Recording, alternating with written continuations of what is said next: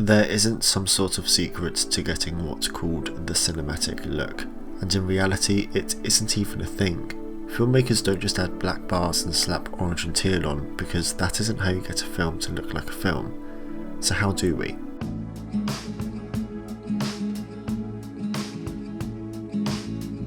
In today's video I want to look at why films look like films, because if it's not the letterboxing and the bold colour grading, then what is it? I want to look at why we instinctively know when we are watching a film compared to other forms of media, briefly talk about why equipment doesn't matter, and most importantly, what you can do to make your film look like a film.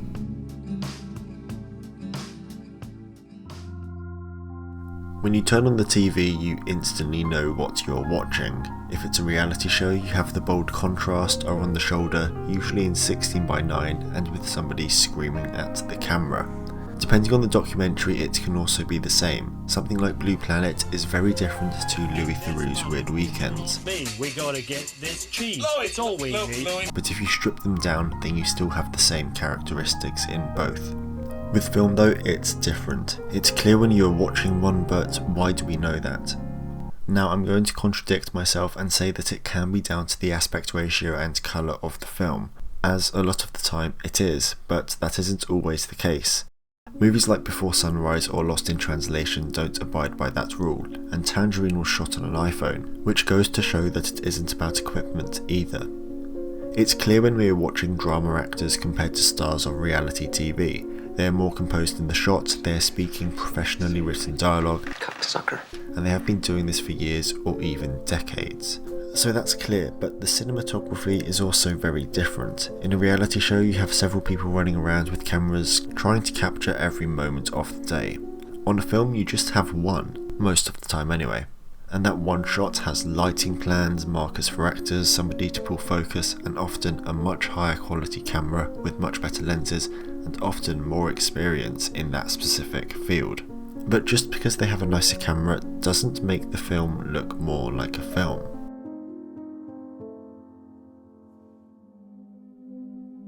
If we first look at a film like Frances Ha, it very clearly looks like a movie. The shots are composed, we have famous actors, and a black and white colour palette. It also has a budget of $3 million and was shot on a DSLR, a 5D Mark II to be exact. Now I want to do a whole video surrounding the statement that equipment doesn't matter, as it's said a lot on the internet but usually without a lot of substance.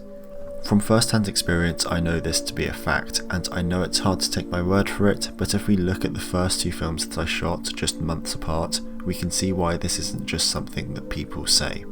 I'm by no means a professional cinematographer, so take all of this with a grain of salt, but I've been studying it for a few years and know my way around a camera. I was fortunate enough to be able to use a Canon C200 on my first actual short, and whilst some shots look nice and as though they're from a film, there are a good amount that just don't feel right. Now if we fast forward a couple of months, I'm shooting my next short, but this time on a 70D, and it looks better. It feels more like a film, unlike the first time where some shots did and some didn't.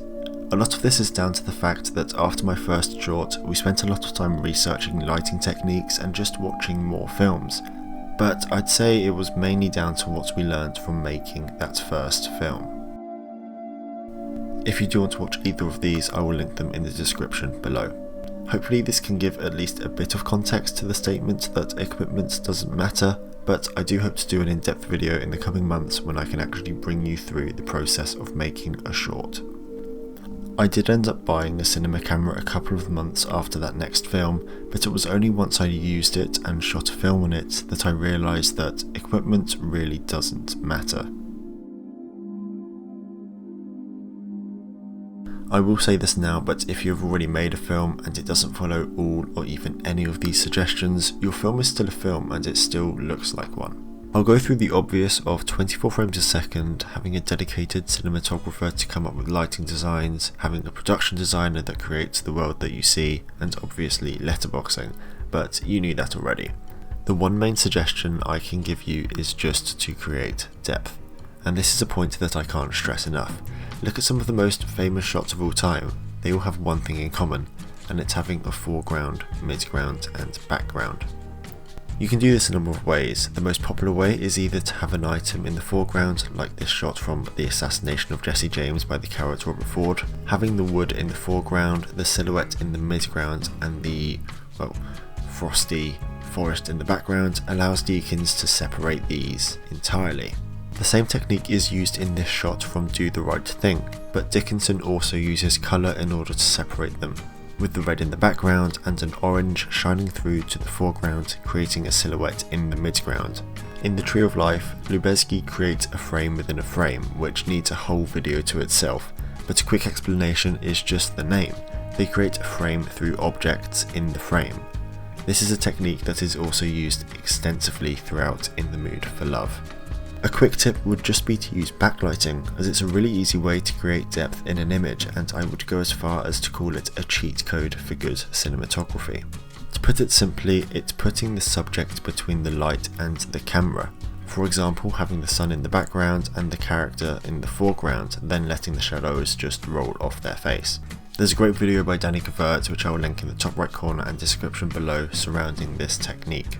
In the end, it's down to having a good story. You can add letterboxing and bold colours all you want, but that won't make your film any better, and it may not even be right for the story.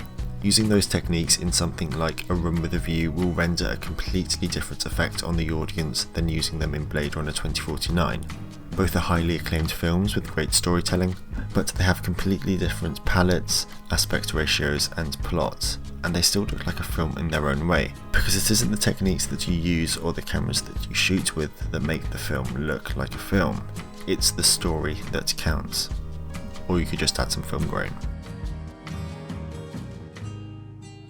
Ultimately, over the years we have become accustomed to the letterboxing and colour grading of blockbusters, but when you strip it down, every film has the same characteristics, a good story. And then obviously the 24 frames a second, pristine lighting and sets, but just don't worry about your camera. I hope you enjoyed this video looking at what makes a film look like a film. If you found it informative, a like is appreciated, and if you'd like to see more videos like this, then hit the subscribe button. Thank you for watching, and I will see you next time.